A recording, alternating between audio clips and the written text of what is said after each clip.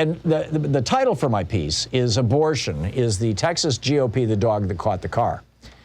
And the case that I'm making, and I touched on this yesterday, but I wanted to fill it out and really do it, is that the Republican Party, ever since the Reagan election, I mean, you can argue, you could take this back to the 1920s, but Eisenhower kind of broke the mold. So let's just look at this since 1980. The Republican Party has been the party of billionaires and big, largely polluting companies ever since the 1980 election. And the problem that they have is that there's not enough billionaires to vote for them to win an election, and companies can't vote at all. So they put together this coalition of 5 groups, these so-called single-issue groups. And here's how I identify them. Group number 1, working-class white racists. This is who Nixon started shouting out to in '68 with his Southern strategy. Number 2, sexually insecure men who are gun and military garb fetishists. Number 3, upper middle class and rural, so-called anti-welfare, anti-tax white people. Number 4, so-called Christian religious freaks who want their particular sect running the government. And number 5, the anti-abortion, so-called pro-life activists. Without all 5 of those groups, Republicans can't win elections. Which raises a really vital question, because the Democratic Party also has a coalition. It's well-educated urban whites, racial minorities, gender minorities and women, Social Security, Medicare age voters, and young people. And the Democratic base is growing and the Republican base is shrinking. So this, and the Republicans have to have all 5 of these groups. So could it be that now that the anti-abortion people have got their pound of flesh, now that they've got what they want in Texas, that they're going to put down the bullhorns and go home and say, okay, what? Okay, what else does the Republican Party have to offer me? Oh, they don't want me to have health care? They don't want me to be able to vote? They want the polluting industries to be able to pour more poison into the air? They want my kids to get sick at school. Wait a minute. Why am I supporting the Republican Party?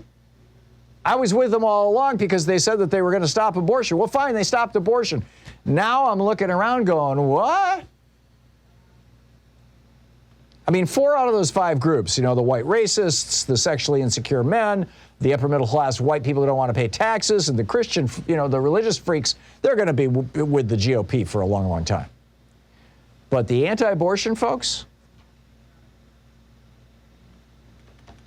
I mentioned in my piece a novel, a mystery novel I read back in the 1980s. I spent a half hour yesterday trying to find it. I couldn't. I'm pretty sure it was written by Ed McBain or Lawrence Block because I was just reading all their stuff back then. But it's a detective novel. It takes place in New York City. And there's these women getting raped all over the city, repeatedly raped. And the police are trying to figure this out. And eventually what they discover is that what's common among all these women who didn't know each other, but they were all anti-abortion activists in different areas, different parts of the city. And this rapist was impregnating them. And they were all then getting abortions and then leaving the movement. And, it's just totally twisted. I mean, this is just an awful and ugly plot device, intentionally to make the point, right? And it raises the really interesting question. What happens when this abortion ban gets real for Republicans in Texas? What happens when, as routinely does happen, the daughters of the well-off and politically active in Texas end up with unwanted pregnancies? What happens when one of their kids dies from a coat hanger abortion? What happens when a friend or neighbor, that happens to a friend or neighbor?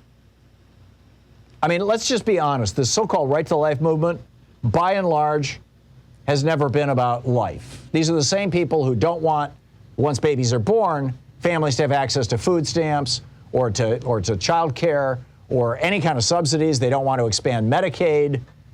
I mean, hell, they're fine with forcing kids to expose themselves to COVID in our schools, which is literally killing them. They're all trying to prove that they're tougher than the sociopath from Mar-a-Lago. Children are literally dying, and these pro-life Republicans are pushing laws right now for more children to have to expose themselves to this disease. So have the Republicans, are they the dog that's caught the car? Is this going to backfire on them? And is it going to activate an entire new generation of young women activists on the Democratic side? I think so. You're listening to the Thom Hartmann Program. Call 202-808-9925. Now, I may be completely wrong here, and we're probably not going to know for a year or two, but I think this is going to blow up in their faces.